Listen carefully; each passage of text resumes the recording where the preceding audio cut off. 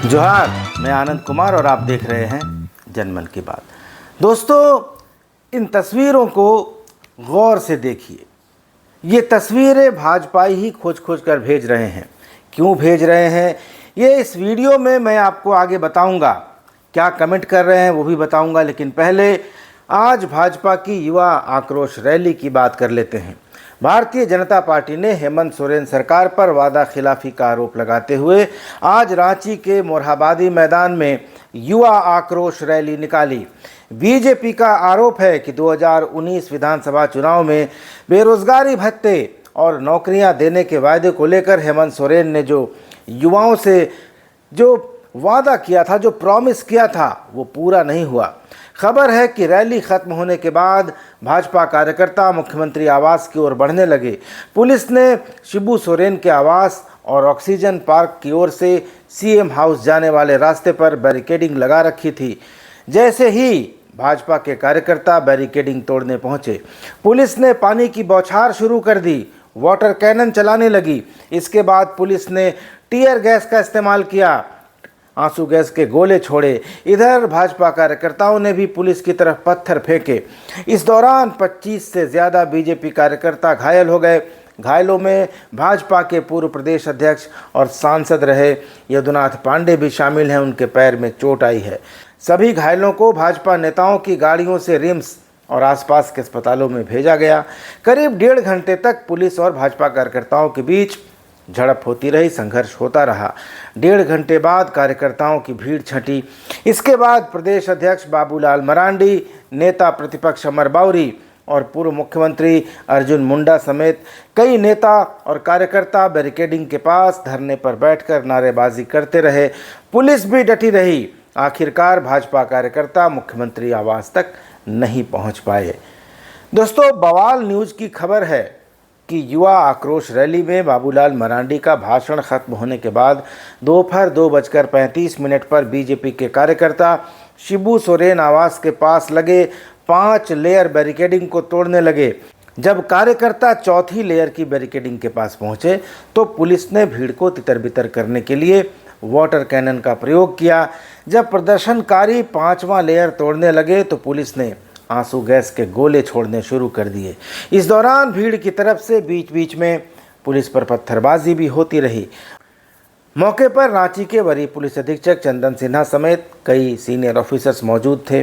वे कार्यकर्ताओं से संयम बरतने की अपील करते रहे, लेकिन कार्यकर्ता बार बार बैरिकेडिंग तक पहुंच जा रहे थे। रैली की समाप्ति के बाद बाबूलाल मरांडी, अमर बाउरी और अर्जुन मुंडा ने रिम्स जाकर और दूसरे अस्पतालों में भर्ती घायलों से मुलाकात की।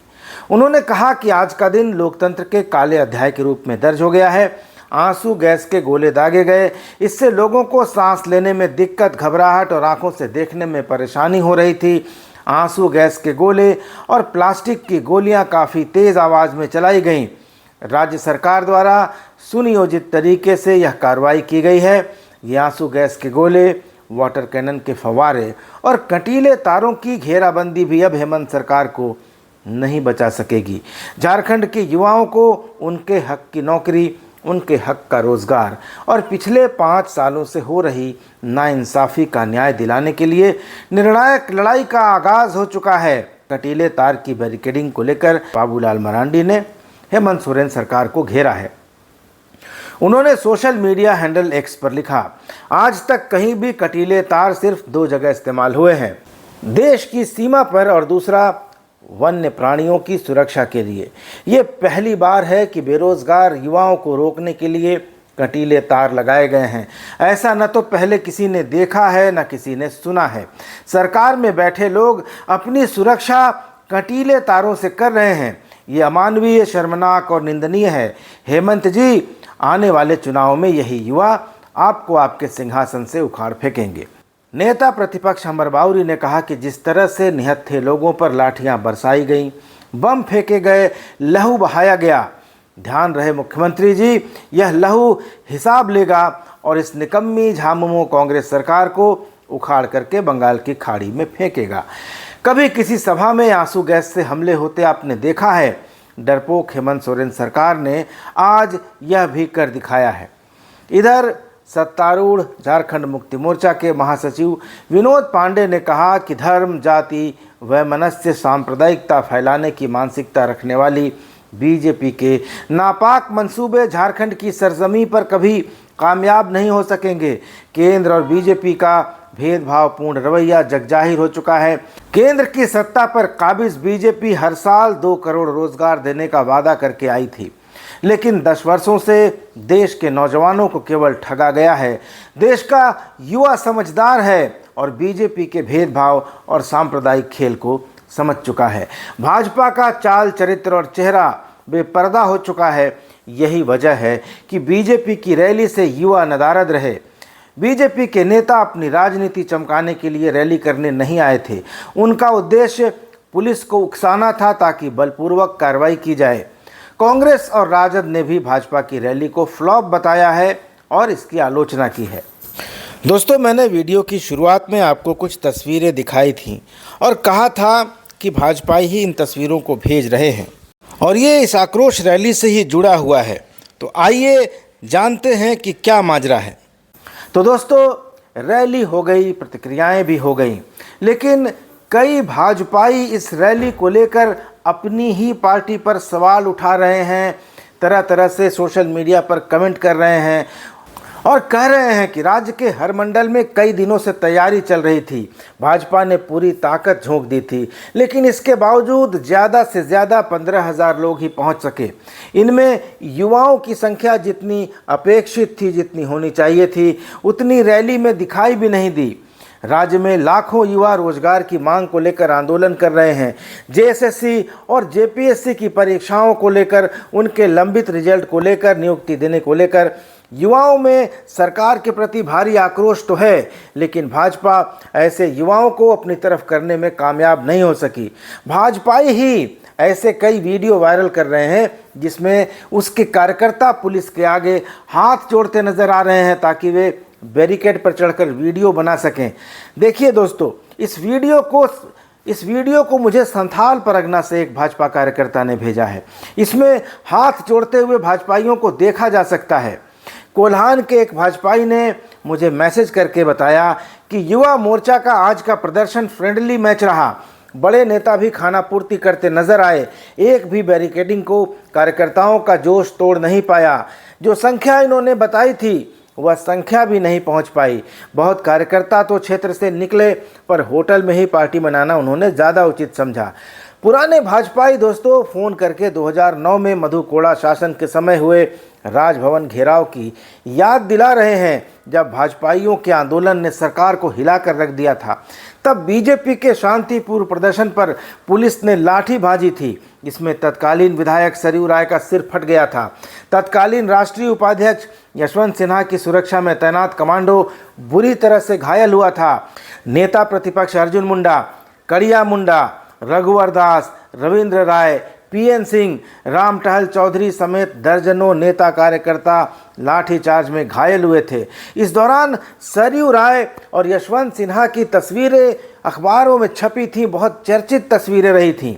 जमीन पर गिरे हुए यशवंत सिन्हा और पानी की धार का सामना करते सरयू राय, उनको गिरफ्तार करने आई पुलिस के सामने उनका रिवॉल्वर लेकर खड़ा बॉडीगार्ड, ये तस्वीरें बहुत उस समय चर्चा में रही थी और भाजपा के तेवर को भी ये तस्वीरें बयान करती हैं।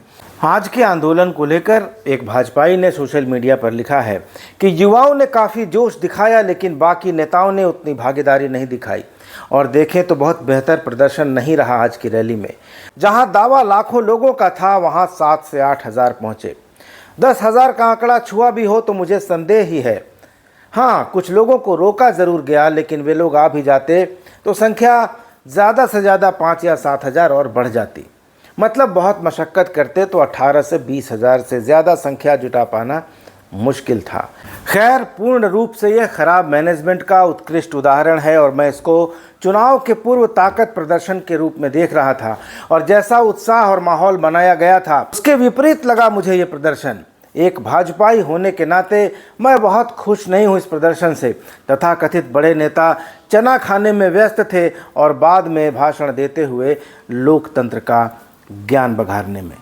कुछ एक उदाहरण छोड़ दिया जाए तो विफल ही मानूंगा मैं इसको। जबकि युवा मोर्चा पूरा जोर लगाए बैठा था और इस विफलता का ठीकरा निश्चित रूप से युवा मोर्चा पर ही फोड़ा जाएगा। अगर अप्रत्याशित सफलता मिलती तो श्रेय लेने की होड़ लग जाती।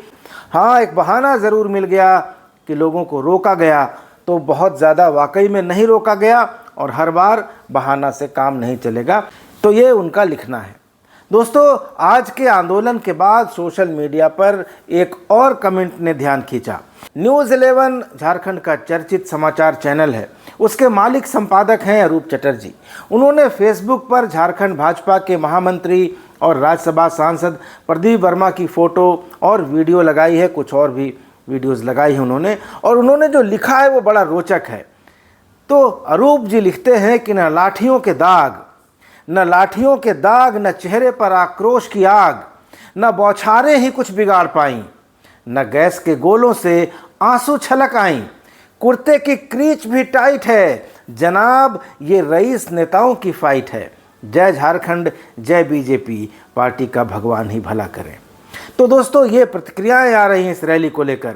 तो युवा आक्रोश रैली में युवाओं और आक्रोश दोनों की कमी को लेकर जिस तरह से संथाल से लेकर कोल्हान तक भाजपाई ही अपनी पोल पट्टी खोलने में जुटे हैं, वह चुनाव के ठीक पहले भाजपा की सेहत के लिए अच्छा संकेत नहीं दे रहा है। झारखंड के लाखों युवा आज नौकरियों के लिए भटक रहे हैं, सोशल मीडिया से लेकर सड़क तक आंदोलन कर रहे हैं।